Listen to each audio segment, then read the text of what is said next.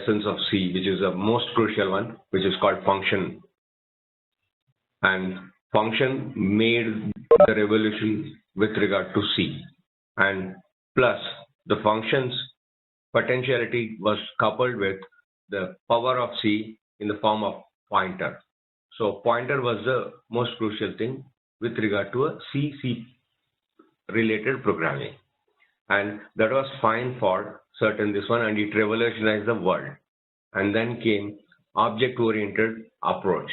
So there need to be a shift in the whole approach, and that was taken and considered, and C++ evolved out of C with all its facility but supporting object orientation. When we talk about object orientation, what is object orientation?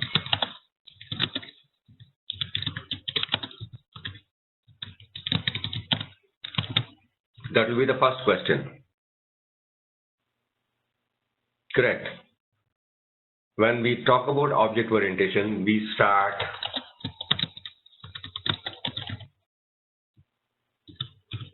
looking at real world where we find objects. Now we can take anything as an object. You just walk along the road, you find on your right side a tree, it's an object. You find a dog, it's an object. You find anything and everything as an object. This objectifying is what the core essence of any object-oriented language. And C++ was well within the grips to do all those things, but there is a catch in C++ in the form of a pointer, because it also supported pointer, and pointer can be benevolent as well as malicious. And the maliciousness of a pointer is that it captures the address, and once I get an address within my grip, as a programmer, I can definitely do some damage to if I am malicious.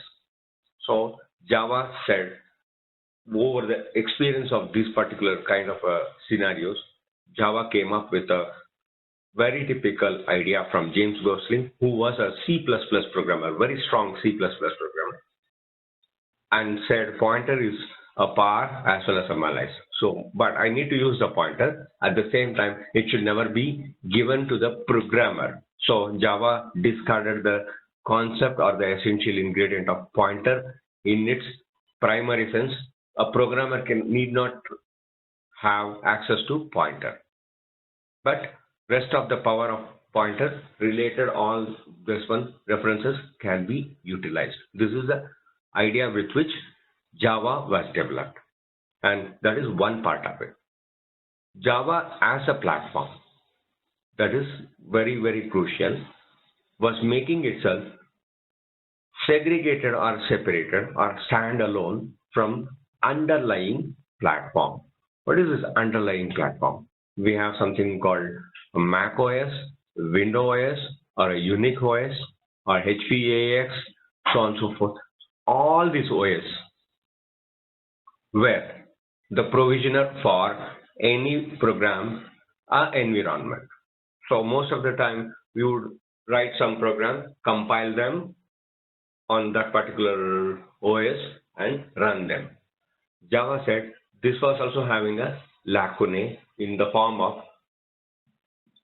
bound to the OS architecture. So Java came up with specifications in such a way that the architecture has been neutral to across all the platforms. That's how Java gave birth to something very, very phenomenal, which is API driven programming. That is application programming interface driven programming, which will be defining specifications, and those specifications anyone and everyone can implement depending on the underlying platform according to their need and their objective. And this made life easy. This made the platform dependency. Oh, you have a problem in the audio of mine? Okay, how many of you have problems?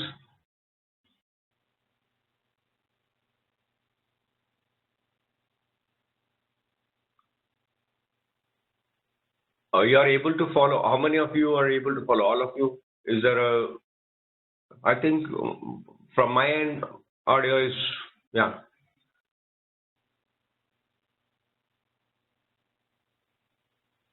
That's good. Okay. Refresh once and again you can try it out. Maybe probably it would become all right. The one who had a audio issue. Okay, right. So Java came up with that particular purity, and that is the reason in Java there is a say: write once, run anywhere. And Java programs simply follow the rule and they run everywhere and anywhere. That is one of the reasons why Java has made a greatest impact after the 80s of the C's influence. Java made the impact at this juncture very, very strong. And everywhere and anywhere you could find Java, one or the other application contributing for your any activity to every activity. That's the power of Java. So this Java as a language, if I take, it is purely object oriented. When we talk about object orientation, we start looking at everything as object. That's what I was trying to highlight. So an object, the moment an object comes into your vicinity, what are the things we will look at?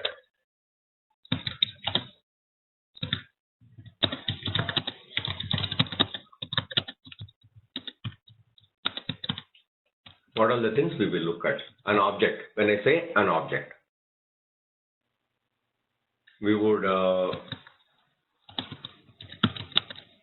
find it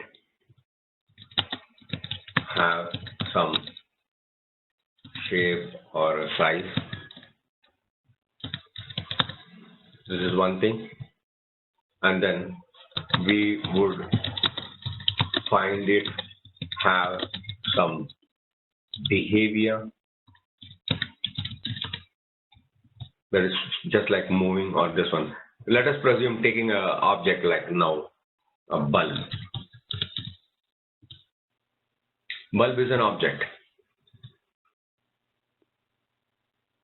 What is the shape or a size of a bulb? I can put anything. Say what size of a bulb is, small or big.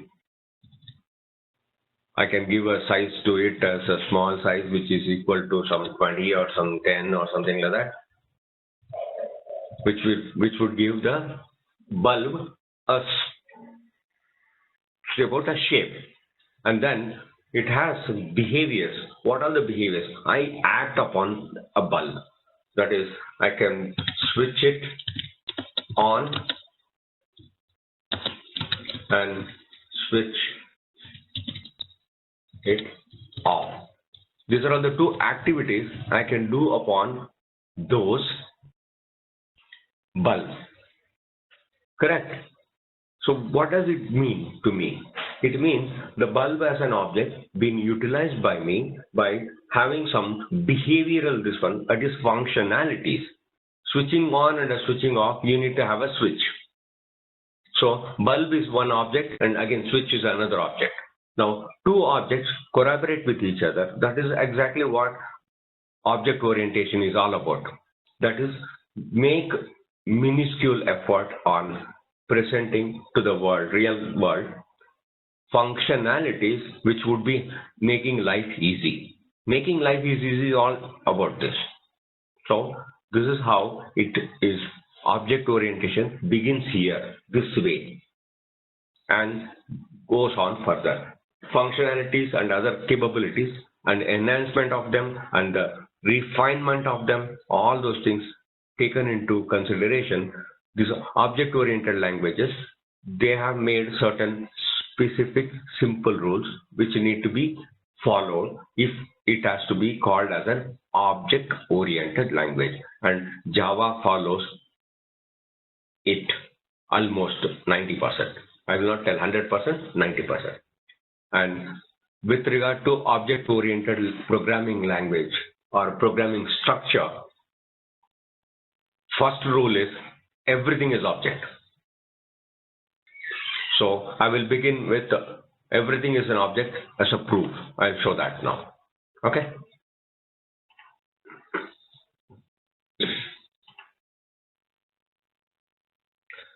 How many of you have kind of some awareness with regard to Java?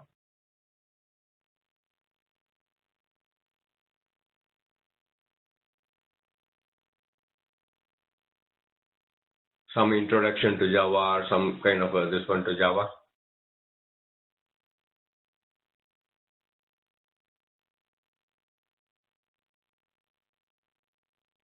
Okay, right, that's good. So at least, okay, fine. Those who do not, okay, fundamentals, excellent. Those who do not know essentially Java, no issues.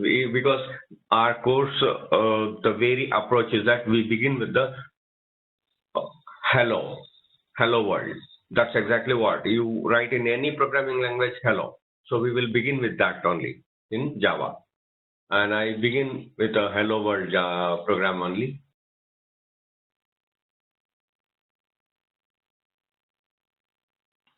Go over here, a Java project.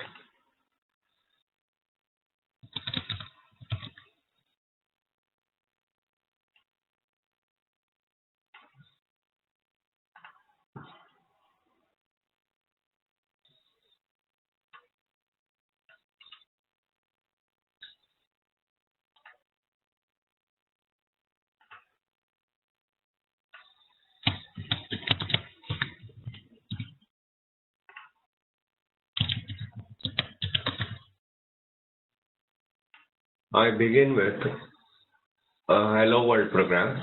I'll explain the hello world program after executing it.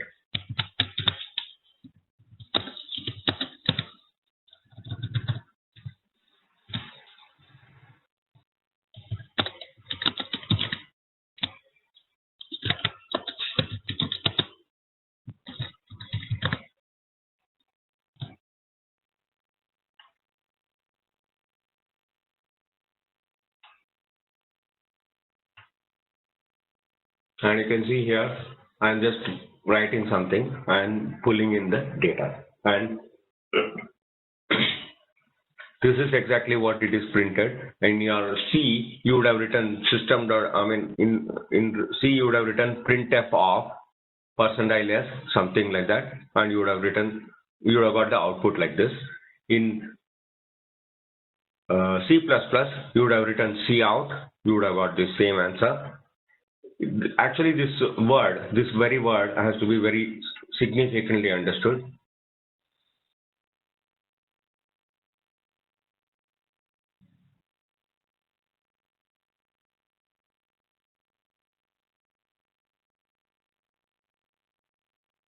What is the annotation request? I don't know what it is. Okay, fine. Anyways.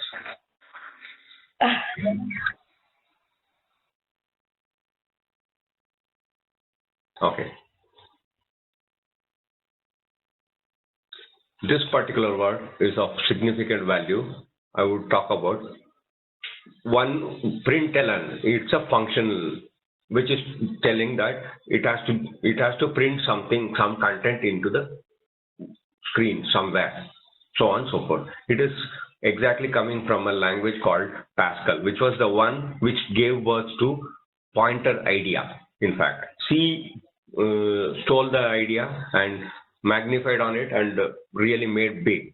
But println is the original essence coming from Pascal as well, the pointer. But this one died.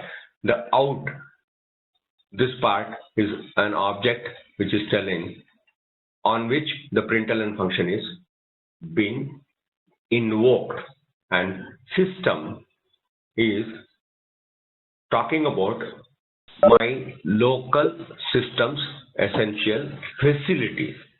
That is my native system's facilities. That's been taken into consideration.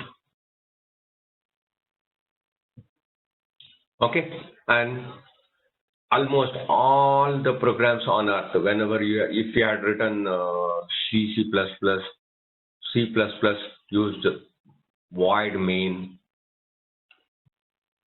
whereas Java is using something called public and static.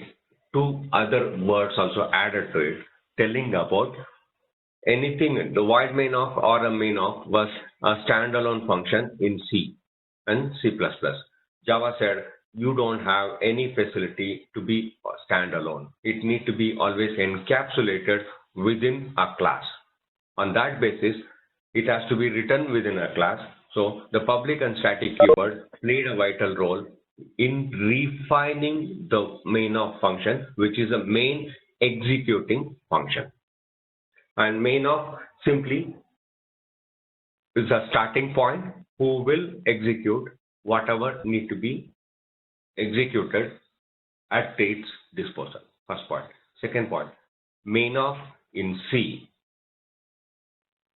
takes two types of argument. One is called an argument vector, which is an array. Another one is called a argument counter. So you might have written argc and argv, character pointer, and a integer argument counter.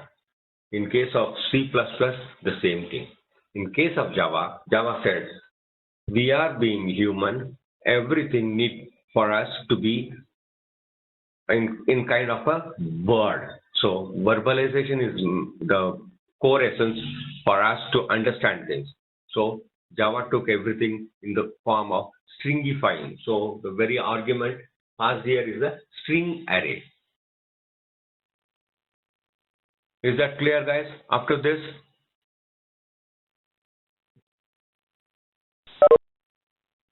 Yes.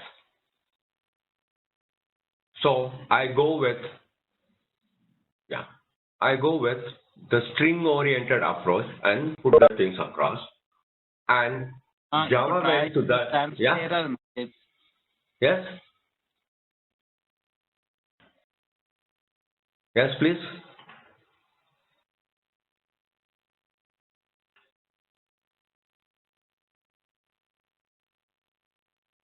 No, someone was telling something. This one to be put in? Okay, fine. I go ahead because I didn't get your question. If I have missed, I'm sorry. Is there a question? You can unmute and put it across or use the chat.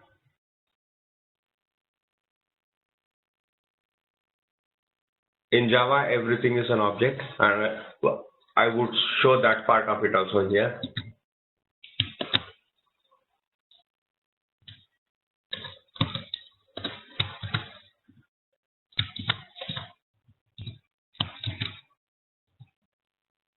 What would this do is, this statement is telling about dynamic memory allocation. In C++, we have this new operator coming into picture for allocating memory to a particular object. Java took the same idea and it used the new operator very effectively. And new operator is a keyword very powerful to dynamically allocate memory for any object. Here I am using that new operator along with the name of the class, telling that this particular object be the very class I am objectifying now. You can see that. That is the reason a functional call of that, the name of the class and a parenthesis. It's a function. You know, whenever a name and a parenthesis comes, a function. Let us presume with the very basic, crude functional programming style. Put this across, and this is new allocation of this particular class. Something I'm going to put it across now, and I'm trying to print that, and it prints. That means Java is potentially capable of printing anything you give in the form of a human readable language, whatever language. It would do that.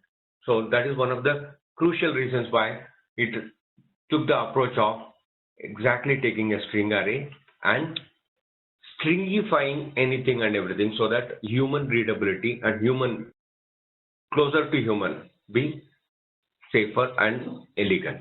This is the power of Java, first part. Is it understood, guys? Hello. Yeah?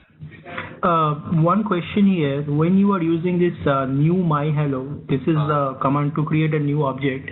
Yeah. But here we have not defined any object name, but we are using this new hello. So that means no object name is specified. So why isn't it giving any error?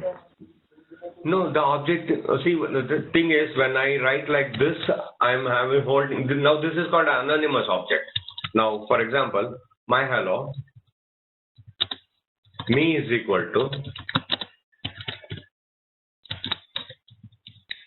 if I write like this, then I put me here. Me is now a reference variable holding this particular object. Whereas when I write this itself, I am actually not having a reference object, reference holding. I'm printing the object directly, dynamically creating and printing it.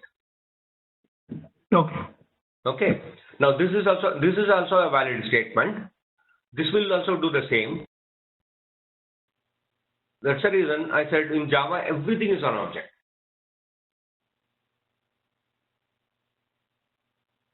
Right? Okay.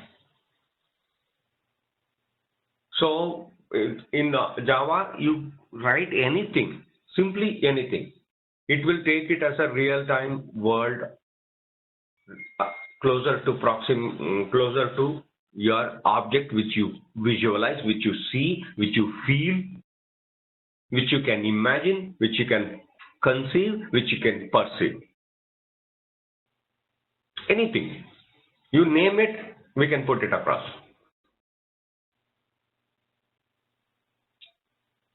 That's the power of Java as a language. The language evolved in such a way, yeah. Oh, the second line of the output, okay. What happens here? This particular object is created.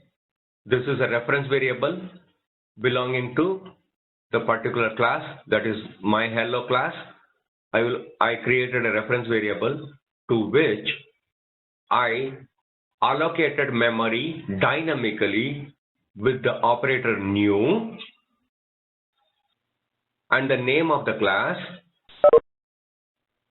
with a parenthesis. When I put a name of the class with a parenthesis, I am calling a function which is a special type of a function called constructor in Java. It is there in C++ too. This is allocating new memory. This is just like you're calling something called, if you have worked with C++, or C, malloc-off. There is a function called malloc-off. What does this do is, it is used in your linked list creation, in which it will allocate memory and give that pointer to the reference variables who will create the linked list. Malloc-off, and then there is one more function by name called alloc-off, and then one more function by name called calloc-off. These are all available in C.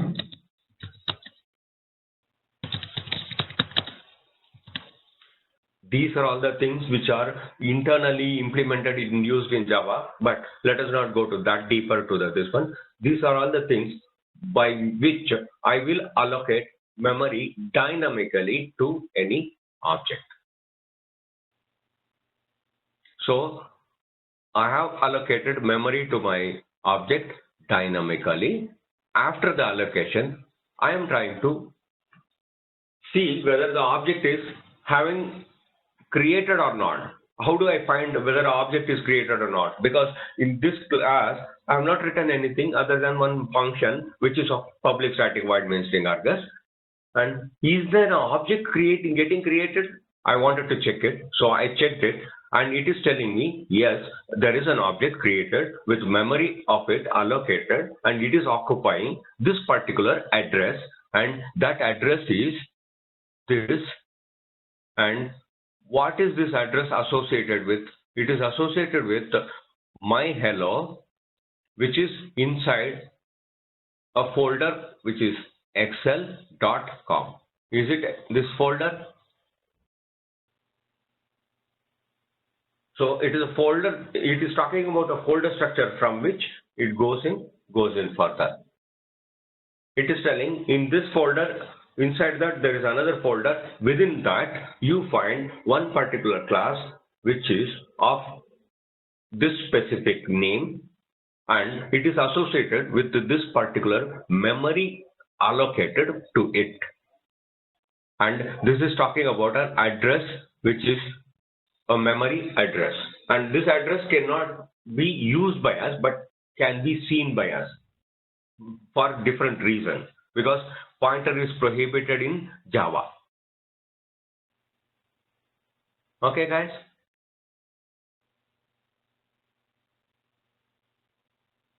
And this is the starting point of Java, very beginning of Java. And we can go to Java's second essence. I would tell about how easy it is in Java to create anything and everything.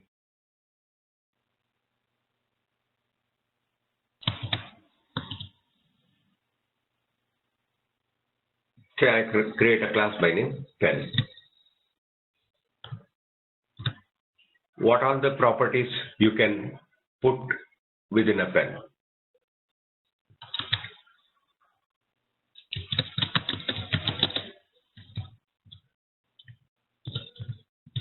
Can we say this?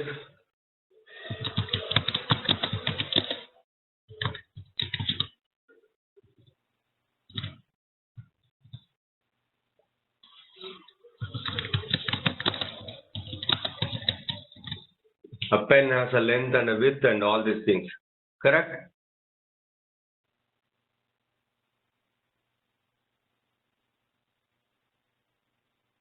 All these things are available.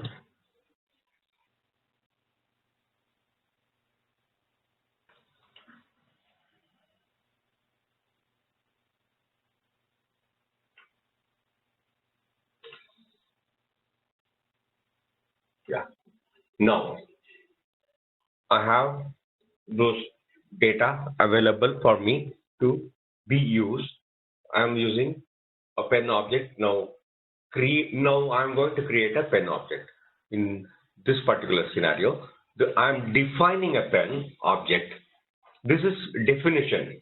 It is not getting any memory allocated. It is only getting a definition. These are all the properties in it, and these are all the behaviors of it.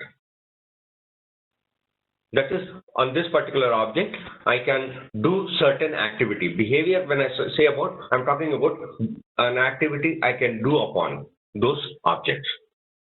Correct? Okay. Now I'll create a pen object in my executional program like this.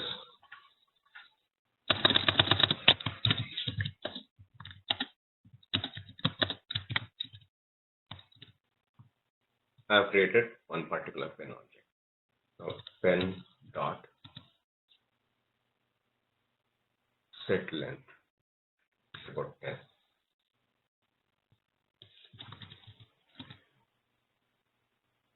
Set width about 5. I'm not setting the other property purposefully, simply leaving it aside. Okay.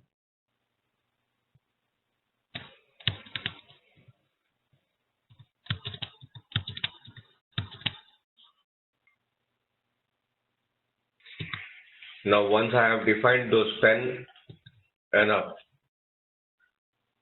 I can create as many objects as I want, and each object is a unique object.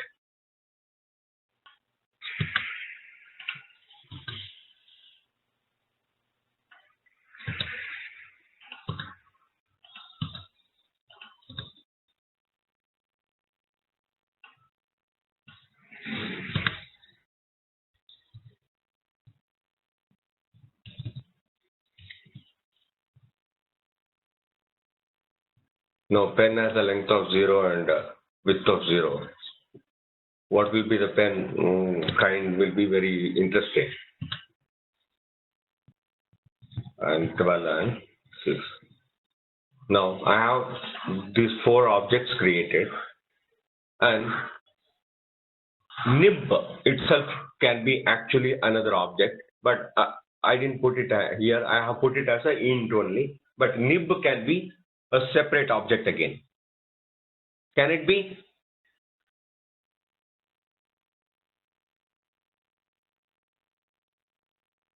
A nib made out of gold, a nib made out of platinum, a nib made out of any metal, whichever I find convenient and comfortable about. So nib can be treated as a separate object. I'm just trying to show you how to conceive an object.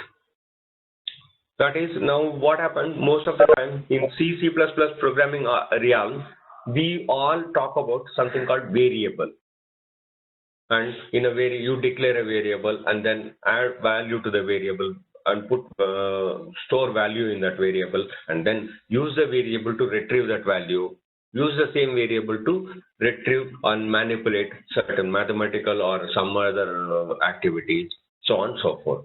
In Java realm, everything we need to start slightly migrating towards looking at to make it as an object. Whenever I make something as an object, I need to have very clear understanding. An object has certain inner properties, and an object, those inner properties need to be acted upon through the means of something called behavior or functions. Okay, and my claim is that this is an object which is having certain inner properties. Those inner properties are altered by me through the means of certain functionalities. In our case, set length, set width. And I said about set length and set width, and I'm telling these all unique objects, but they all belong to the same type. The type is pen. So what exactly is happening is, by the very definition of a class, I am becoming a creator of a data type. That means all of you might have worked with these all things, which is called int.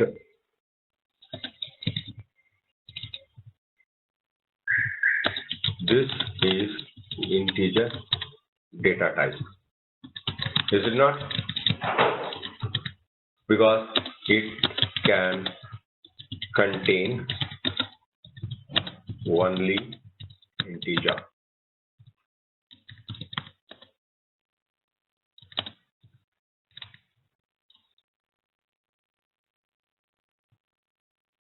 Now this is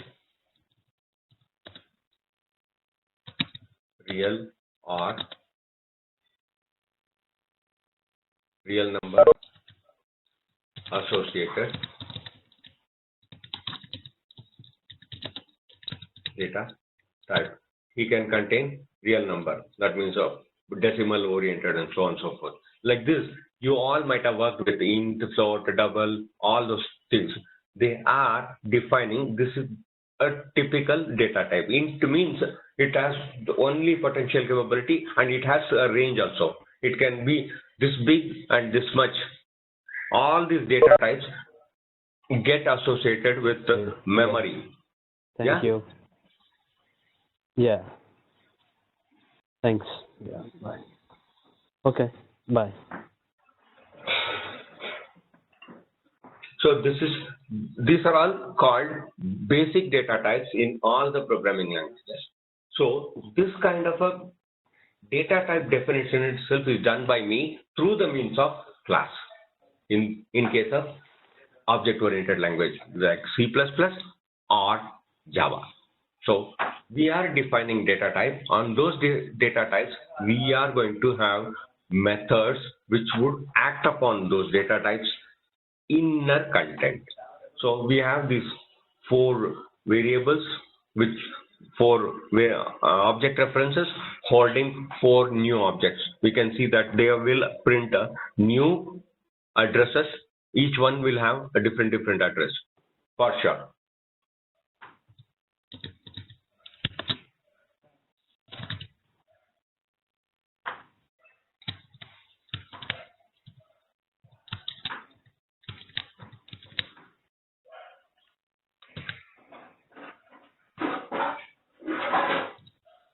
Okay. I just only use that opportunity of putting Java application and printing those 4 values. You can see those addresses are different. We can be sure of that they are different addresses. 1, 2, 3, 4. But their type is pen type. All are pen type objects. So this is the first step telling that everything is an object in Java. First point. Now, why does Java have this inner properties and then something like functions working upon those inner properties in this one? This very evolution of object orientation came because in the olden days, these are all the things called inner data. They were accessible to the outer world through the means of a pointer. So the pointer, if I have a pointer, I can definitely access the address of length and start manipulating the length. So I can distort the pen becoming something else. If I make a pen to have a length, capture the address of length in the pen object and make the number become negative. A pen has a length of say about 5. I'll make it -5. Can a pen exist with a -5 length? Impossible. Correct. Nothing on earth can exist with a length of minus. Correct. Length of 0 itself is inconceivable. Yes. And C had that potential lacunae. That is, actually I can capture the length address where length is stored, that address, through the means of pointer. So my data is not secure. So I can distort the object.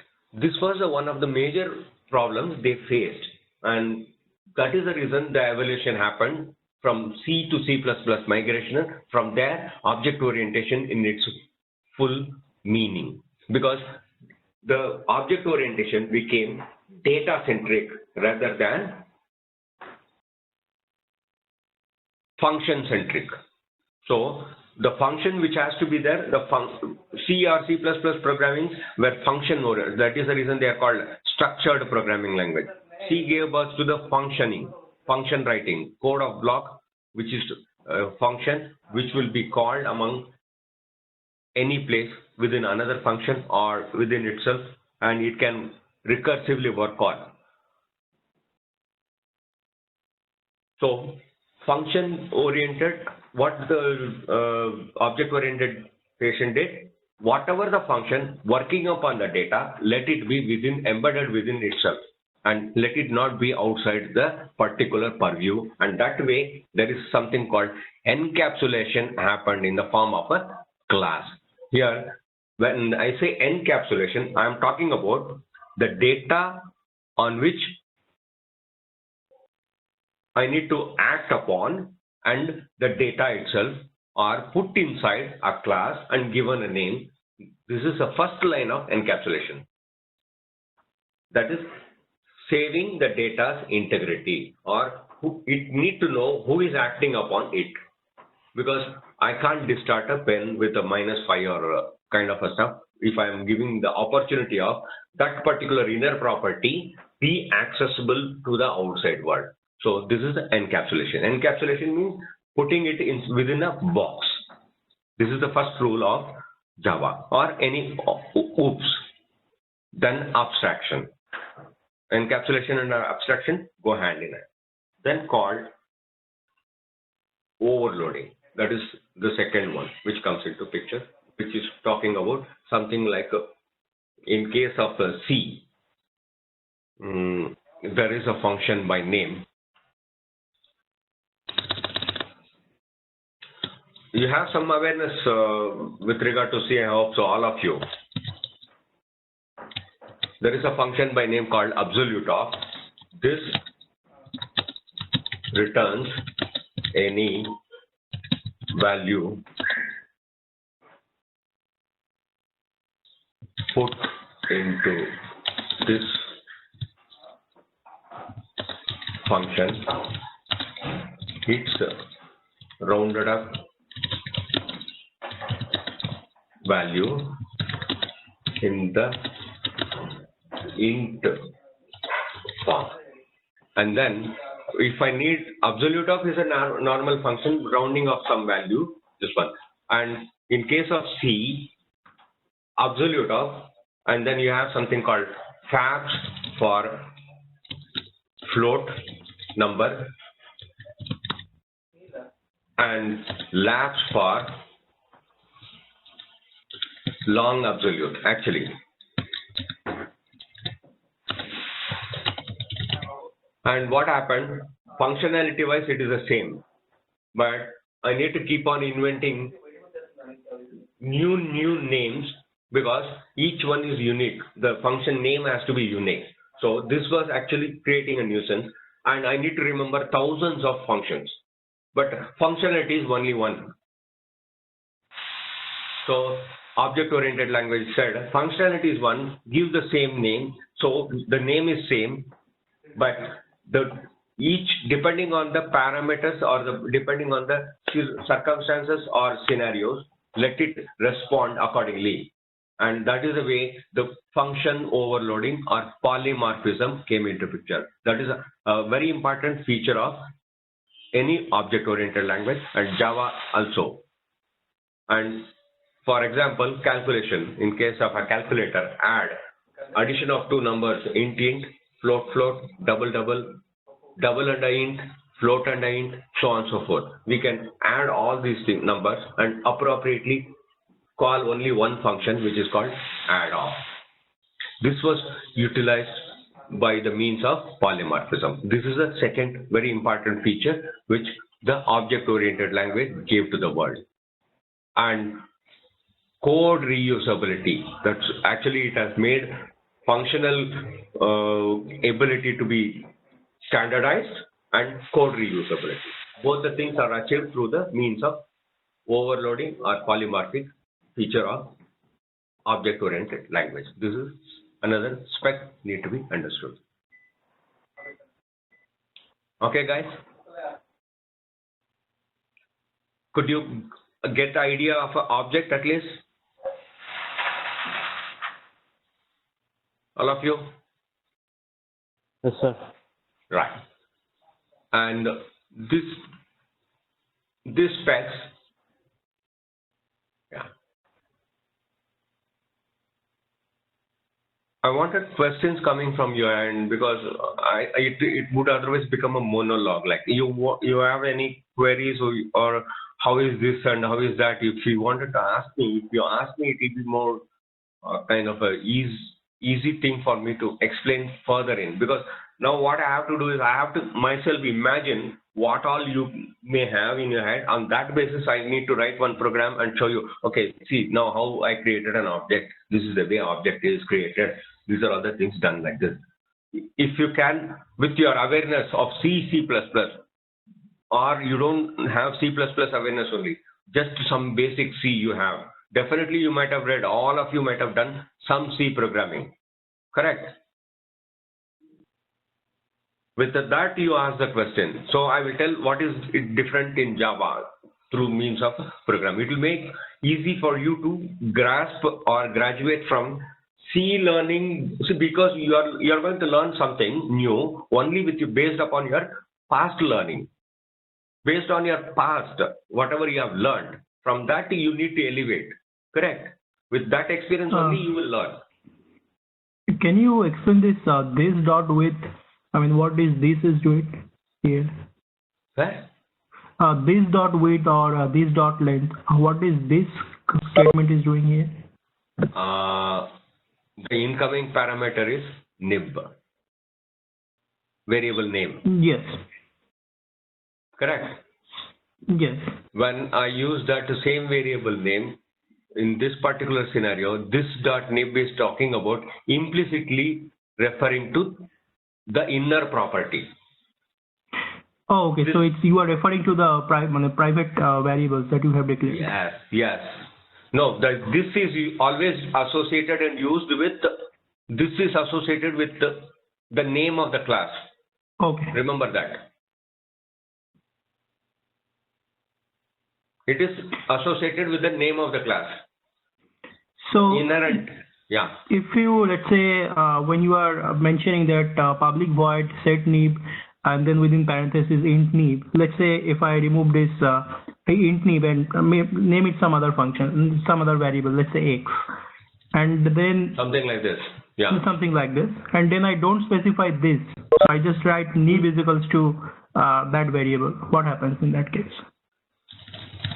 In this case, nothing will happen. In this case, nothing will happen because it will appropriately assign that, because there is a name change, variable wise name change is there. Whereas in case of this scenario, there is a probable possibilities of a scenario. If I use name like this, yeah. So it will remove the conflict between this same name of the variables. Yes. What will happen? There is a probable possibility of this variable would be put here, and this fellow can, because he is an implicit one, he can assign him. Okay. All right. Who need to be assigned? The incoming parameter, it can be placed here because both have the same name. So name conflict I am avoiding with the means of this. Okay. All right. Thank you. Got it? Yes. Yeah. Yeah. Okay. Actually, this is from the facilities. It has been IDE generates these facilities for us to work around easily. Okay. And with very basic understanding, I'm just putting these things, very small things in perspective in case of Java programming. This is one of the most crucial. Object orientation is done through this means. And we have something like in Java,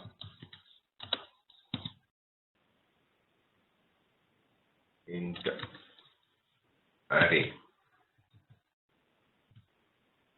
I create an array. Yeah. Okay. Right. I'll come to that part. Why do we need to use the setter and a getter? If I just comment these things.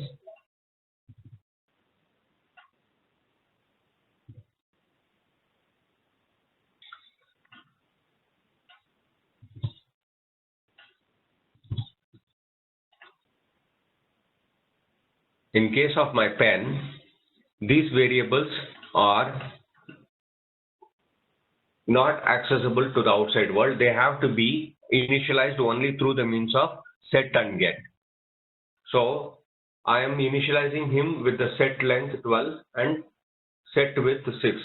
I wanted this to be now shown out. I wanted to use the get width. Only through that means I can access the width. I cannot access the inner property of pen directly. Pen dot width. It will not be visible because data has to be secured. So I will use the get width to receive whatever I have stored in.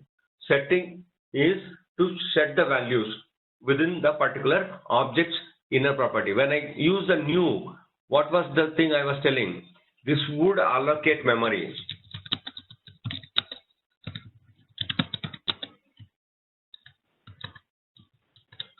Memory to the object.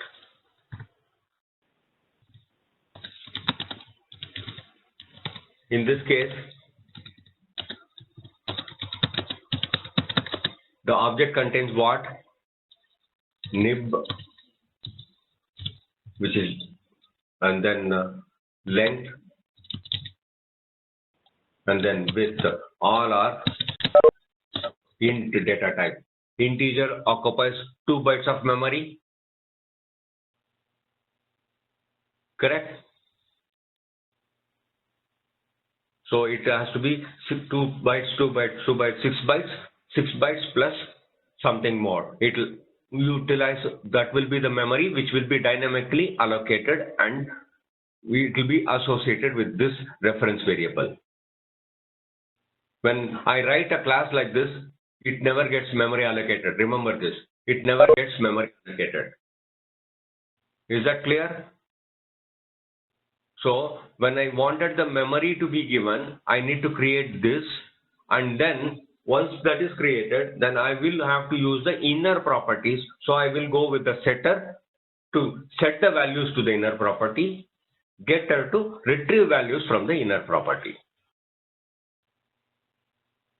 Is that clear? You can see it will get with, will show pen 3. I have commented something.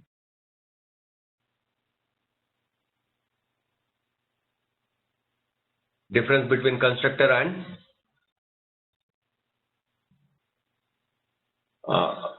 someone had a question like, could you use the chat box where it will become easy? Yeah. A difference between a constructor and a method. Okay. There is yeah. Someone, did you get the point, like set with why it is giving me a 0? The reason is that this, it would give me a 6 value now. If I am fetching the value, it will give 6. Okay. I'll tell you the difference between constructor and a method. A method need to have a return type. First difference. It will have a return type. Either it is void or a int or something like that. If I write a constructor for this class, it will be like this. Of course, I can use this means generate a constructor using field, deselect all. And you can see here the constructor first is, it will be the same name as that of the class. First point. Second point, it do not have a return type. And it will never have a return type. Constructor never returns anything. Whereas a function will either return or it may not return. When it doesn't return, it uses the void. Actually, void return type is defined. In case of a constructor, even that is not allowed. Is that clear? It's a very crucial point. Functions need to have return type, whereas a constructor will never ever have return type. That's the first point. Second point, it will be with the same name as the class. It cannot be any other name. It has to be exactly the same name. I can write a function also by the same name. For example, I can write a function like this.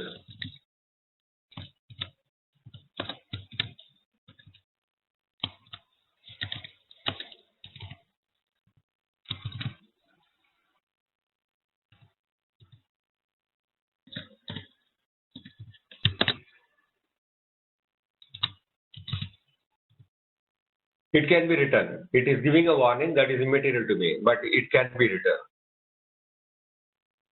It is giving a warning because the IDE is the intelligence is telling it has to be constructor. Change this fellow to a constructor. Constructor cannot have return type for that reason. Is that clear? Yeah. Why we are using here this super class? I mean, if I don't mention the super, what happens? If you don't mention super, nothing happens. Actually, for this one, for all the Java says everything is object. Actually, right? How are we able to write these particular programs? We are writing these all things because Java environment provides one of the most crucial thing. Okay, I would do one thing. I would use normal. Yeah, inheritance happens. Yeah, because I thought that because we didn't use any extend class or anything, the inheritance we didn't use. So Yeah, no. I'll show you that. I'll show you that part of it. Just a minute. Okay. Because, yeah, let us not go to the inheritance part. I'll show you something else here. Okay.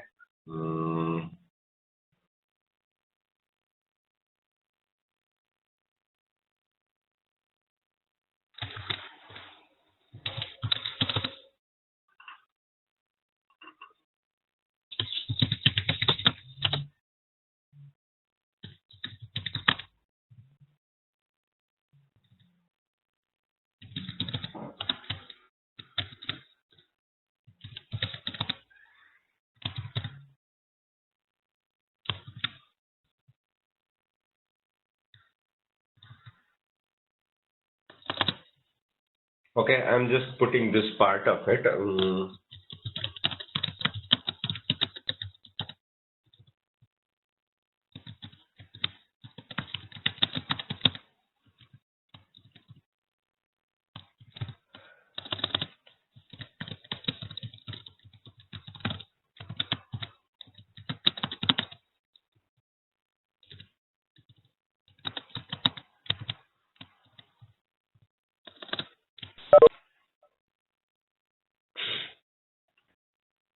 I'm saving this as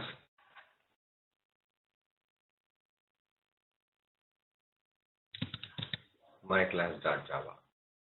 Because every Java file need to be saved with an extension source file as the name of the class, particularly the name of the class and .java. Remember that. Okay.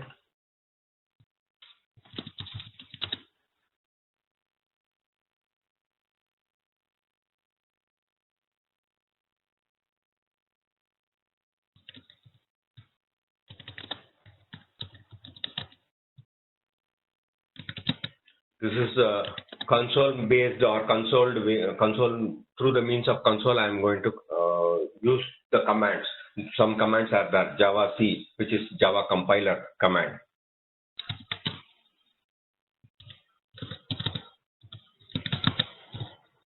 If there is no error, he will not give any this one. He will simply blink and keep quiet. That means you could see in this particular folder, he would have created a .class file. myclass.class. You can see there. He has created this file. Seeing it? Okay, this was actually there. We can in fact go to the folder and delete also that.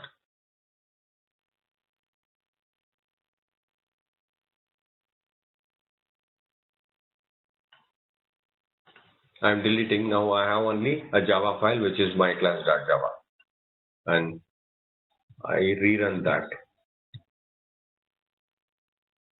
You can see now.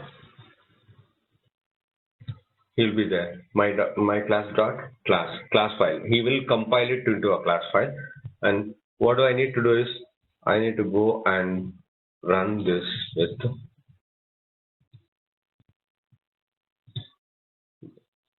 could not find because of okay.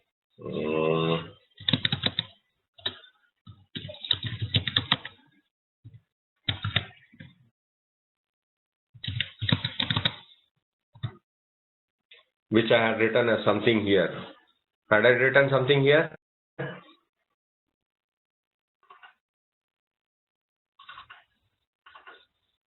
That is getting printed. Right, guys? Yes. Yeah, okay. Now I just use something more. My folder, Java P.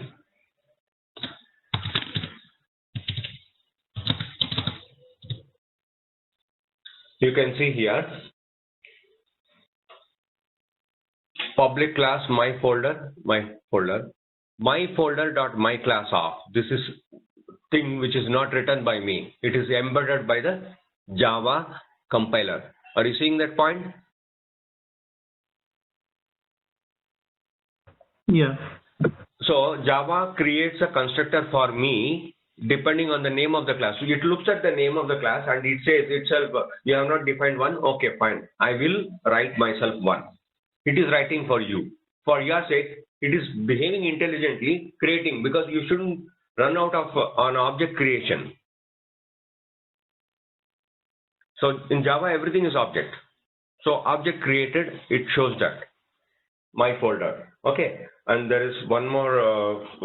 This is Java parser. Java P is Java parser. One command. Another command is there, Java doc.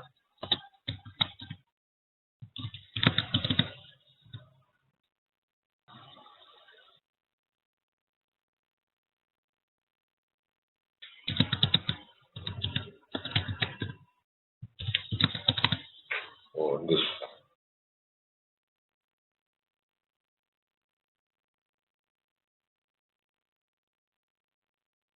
Okay, I need to use the name of the package.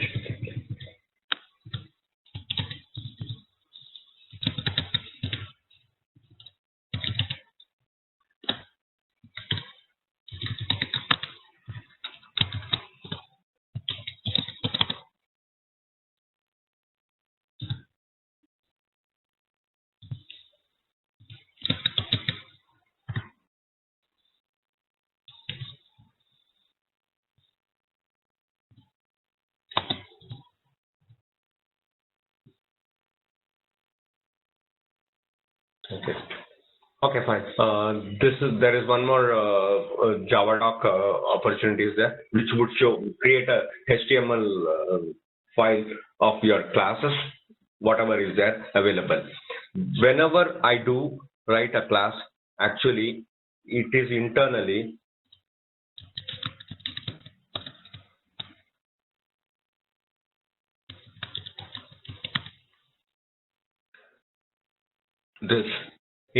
this, because where does this come from is, it comes from here.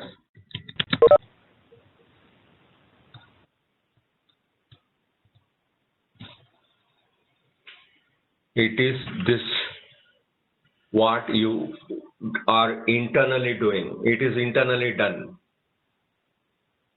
Any class you create, extends object is actually the activity happens, because of this only, whenever you print an object, that is, whenever you are printing an object, the method which is printing this is coming from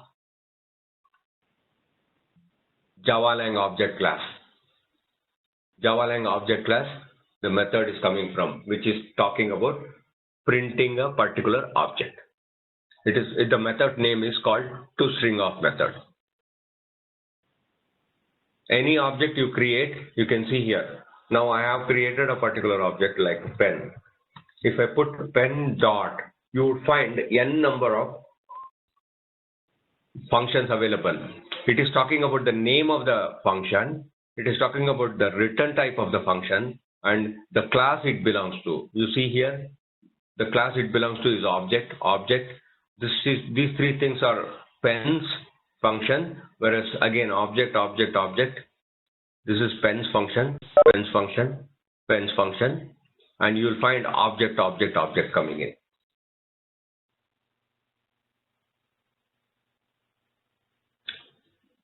These are all the functionalities, capabilities available with any class you write. How do you get that? You get it because it is being implemented in JavaLang object.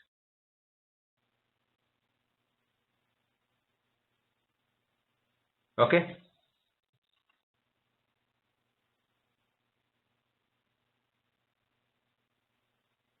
Yeah. Any questions?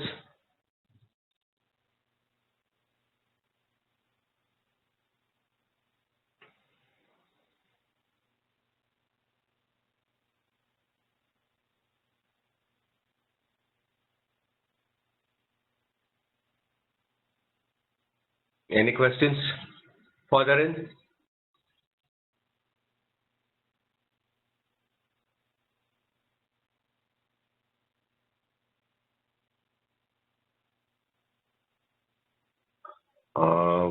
When we say package name has to be anything you choose, yes, of course. The package naming convention is that you need to give all the names in the small letters, whereas with regard to a class, the class name has to begin always with the capital letter as the first letter. There is something called camel casing. In Java follows the camel casing convention. That is, in case of a function, the name of the function will begin with the smaller letter.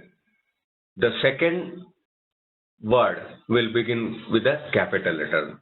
If you can see here, set length, set is small, begin with, but L and W, they get into capital letter. Okay, right? So camel casing is the approach of Java, and for that reason, my class name need to be in the capital alphabet, whereas my package name need to be small letters. And all constants, whichever constant you are going to use in C++ or C convention, we have all those constants with all caps, underscores, so on and so forth. The same thing will be used in Java also conventionally. You will find that when we try to touch some elements of priority and stuff like that in threads, where it would be visible and seen by you. Okay.